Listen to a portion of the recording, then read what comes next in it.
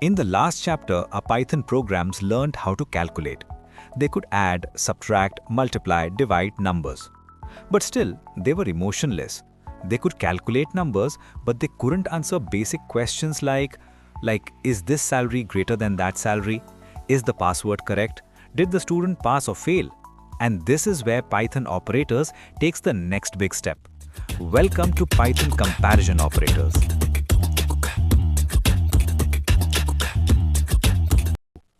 Comparison operators are used when Python needs to compare two values and give a yes or no type answer. In Python language, yes or no is called true or false. In simple words, comparison operators don't calculate, they judge. Imagine a school teacher checking marks. Is David's marks greater than 35? Is this answer equal to the correct answer? Is the age less than 18? Here the teacher is not calculating anything. Teacher is only comparing. Python also does the same. Let's see how many comparison operators we have. So we have 6 comparison operators like we learned 6 arithmetic operators in last chapter. Today we'll see greater than, less than, equal to, not equal to, greater than or equal to, and less than or equal to. Notice this carefully. When we want to check if two values are equal, we use double equals to sign double equal to. But wait, haven't we used equal to sign before as well? Yes, a single equal to sign. We have been using it from day one. Single equals to sign is used to assign a value to a variable. Double equals to sign double equal to is used to check if two values are equal or not. Guys, please don't confuse in single and double equal to signs.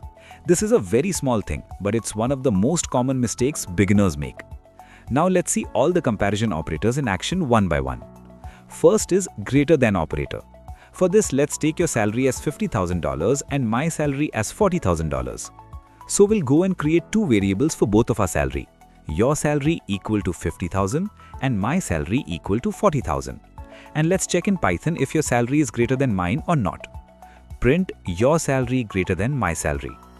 Execute this and the output is true. Why the output is true? Because 50,000 is greater than 40,000, you earn $10,000 more than me. Second is less than operator. Let's take the same example and change the greater than sign to less than sign. Print your salary less than my salary. Execute this and the output is false, which is correct. No surprises here till now. Third is equals to operator.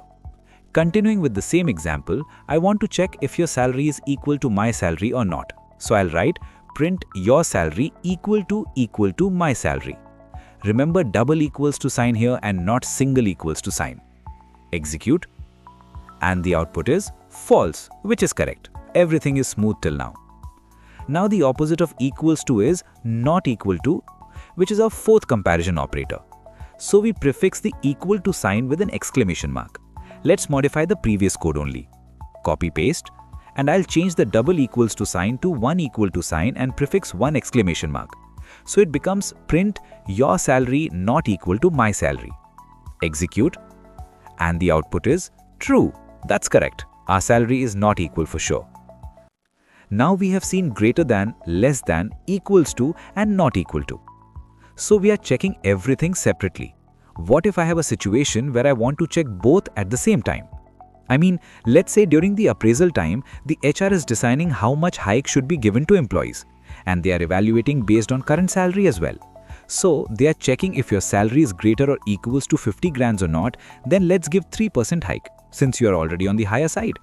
So we can do this in one go with our fifth operator, that is greater than or equal to. We can write print your salary greater than or equal to 50,000.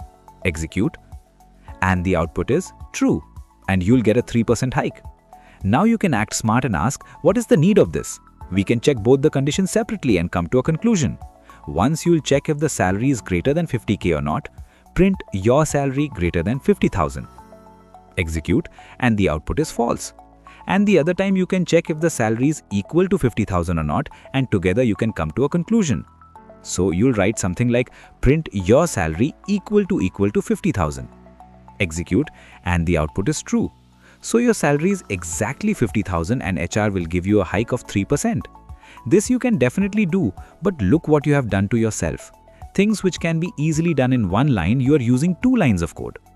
As Python developers, we take pride in being lazy people who love automation and always stand by DRY principle. Yeah, DRY, that is, don't repeat yourself. Don't complicate things. Keep it simple. Don't overdo, man. Don't over-explain, neither in programming nor in life. Alright, moving on, similarly, the HR has decided if the salary is less or equal to 40 grands, those people will get 5% hike.